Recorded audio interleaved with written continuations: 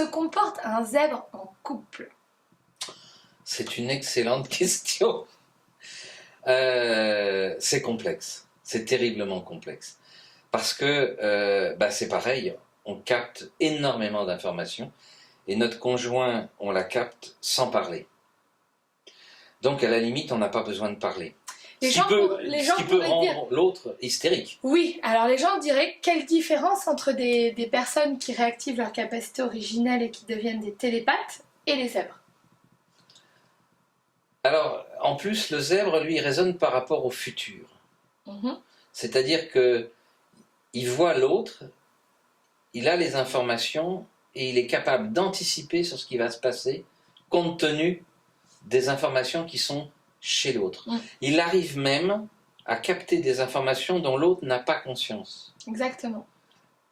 Et alors, va dire à ton conjoint, si tu continues comme ça, il va se passer ça, ou tu es en train de penser à ça et les conséquences vont être ça. C'est-à-dire que les gens ont l'impression, et mon fils m'avait fait la réflexion, il m'a dit, papa, j'ai l'impression que tu lis dans mon cerveau.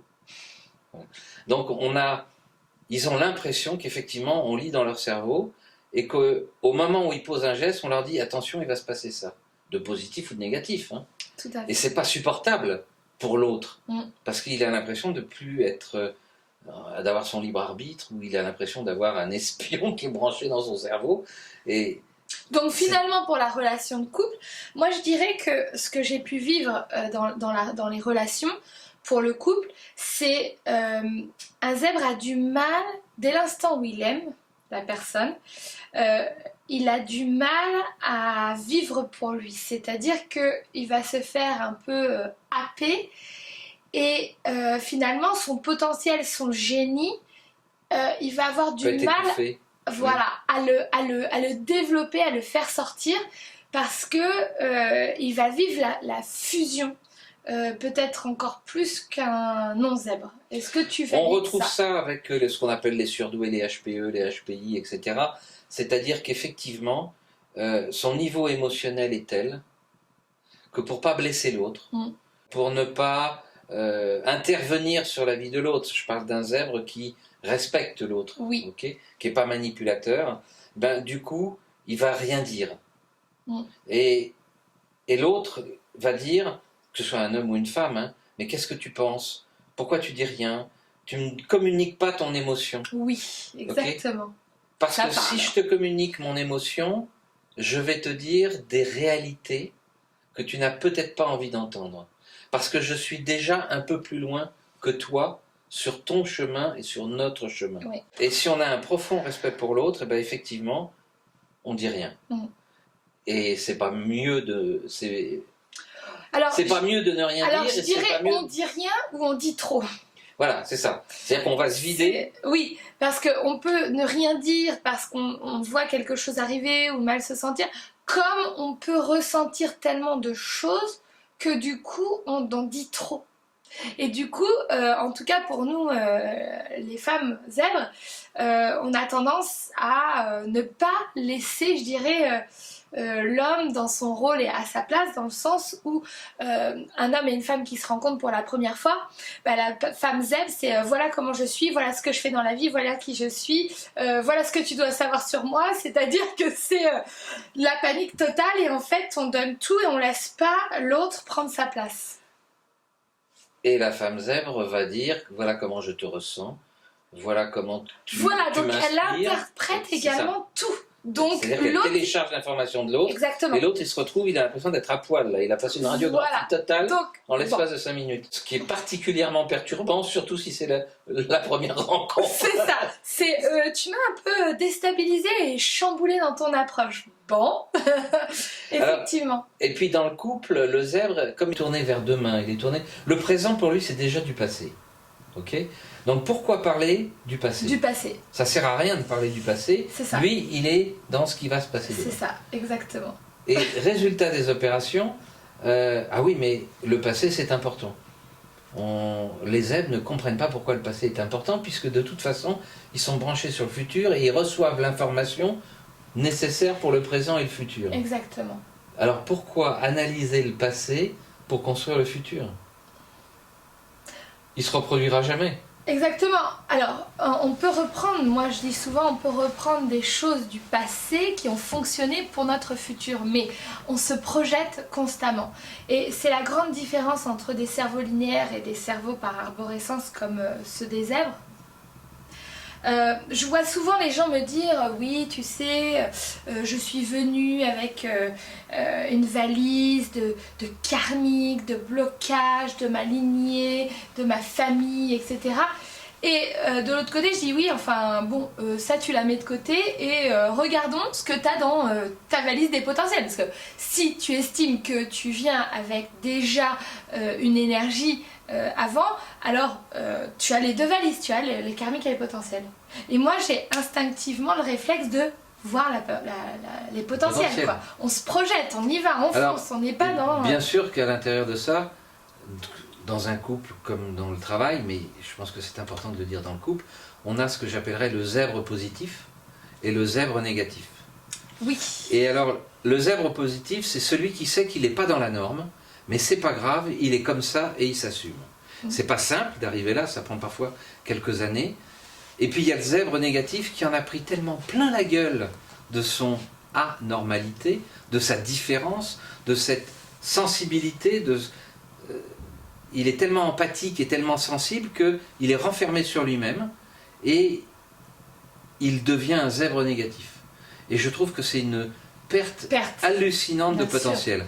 Mais alors, dans un couple, il faut que l'autre, si l'autre sait que le conjoint est un zèbre, avec énormément de douceur et de gentillesse, on peut faire que le zèbre repasse en positif. D'accord. Mais comme c'est quelqu'un d'hypersensible, il faut évidemment y aller avec des pincettes.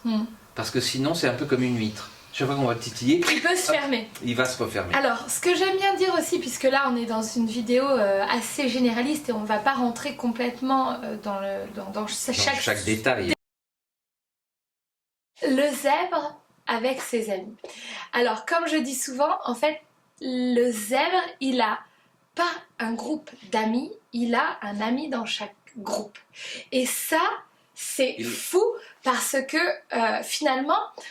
moi je sais que ça a été beaucoup un questionnement dans ma propre vie, de me dire mais comment ces gens-là ils arrivent à avoir un groupe d'amis et les voir régulièrement et ils se sont toujours attachés à ce groupe et c'est comme une deuxième famille, et pourquoi moi j'arrive pas à avoir un seul groupe d'amis, pourquoi j'ai un ami qui va être un artiste, un autre un infopreneur, un autre un graffeur, un autre il faut rien, un autre barman, tu vois, parce que, ouais. Et en fait,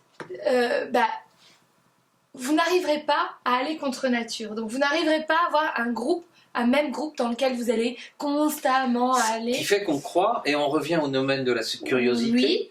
On croit qu'on papillonne. Oui, et on croit qu'on n'est peut-être pas sincère non plus dans notre relation, et on croit également que finalement on joue des masques constants, et finalement on s'y perd. Nous-mêmes. On s'y perd dans ce paradoxe parce que du coup, effectivement, on a des amis, mais des amis choisis. Des amis qui, dans l'échange, ça nous nourrit, voilà. Ça nous allume, ça nous éveille. Et on aime ces échanges avec eux. Et puis on a des amis effectivement très différents. Moi j'ai des amis de tous les milieux sociaux, puis de toutes les couleurs. Et à chaque fois c'est du bonheur de les rencontrer. Mais j'ai pas besoin de les rencontrer ou d'être collé en groupe. C'est ça. Le zèbre, il a aussi besoin de son espace pour raisonner, pour réfléchir, etc. Ce qui fait que beaucoup de gens trouvent qu'effectivement, comme tu disais tout à l'heure, on est un peu dédaigneux, hautain, prétentieux. Okay, mais c'est pas ça. C'est parce que on a échangé, on s'est enrichi, on a tellement de choses en nous, tellement de connaissances, de sujets qui n'ont rien à voir les uns avec les autres, que tous ceux qui sont en cerveau linéaire nous disent « c'est pas possible. Ce mec-là, il frime, il n'a pas creusé le sujet, il est en train de prétendre des choses, il n'en sait rien du tout. Ouais. » Moi j'ai entendu, c'était dans ma famille où on me disait mais pour qui tu te prends quoi? Parce qu'on parle de psychologie, parce qu'on parle de politique, parce qu'on parle de finance, parce qu'on parle de marketing, parce qu'on parle de tableau, parce qu'on est allé voir une exposition de maître, parce qu'on a vu un film, et on est capable d'aborder tous ces sujets-là dans une soirée avec de la passion. Exactement. Okay, avec de l'information qui est validée. Et moi je me suis pris des réflexions, bon c'était mon père, mais pour qui tu te prends C'est ça. Comment tu fais pour savoir tout ça? Alors, exactement. C'est pas sérieux. C'est pas sérieux. Voilà. Alors, il faut savoir justement que dans les relations, les zèbres vont se faire sabrer. Alors, moi je dis ça parce que ça m'est arrivé aussi bien j'ai ressenti ça très fortement petite et en grandissant dans ma famille. C'est-à-dire que on vous a dit que le zèbre fonctionne par arborescence. Donc si je vais chercher tout un tas d'informations et à 360 degrés, oui, à 360 degrés, du coup je vais rapidement avoir des déductions et avoir des solutions. Résultat, ça agace les gens de votre entourage. Vous n'y pouvez rien. Et quelque part, si vous faites la moindre erreur, eh bien, vous allez être sabré parce que ça va faire du bien, finalement, de se dire, eh ben tiens, là, elle s'est trompée, blanc. Alors que quelqu'un d'à côté, non zèbre, hein, je pense moi notamment à des gens proches, très proches, je vais me dire, non mais attends, c'est pas juste parce que moi, pour ça, on m'a réagi comme ça fortement, j'ai l'impression que ça m'a agressée. Et pour mon frère, par exemple, eh bien, je trouve que voilà, le traitement de faveur, il s'est planté sur la même chose de la même manière. Et pourtant, il est plus pardonné ou plus excusé. Oui, parce qu'il dérange moins. Voilà, puisque il a moins souvent raison. Alors, ça va très loin, hein. Mais comme conséquence. Dans une famille, comme conséquence, si vous avez des enfants zèbres, faites très très attention à ça.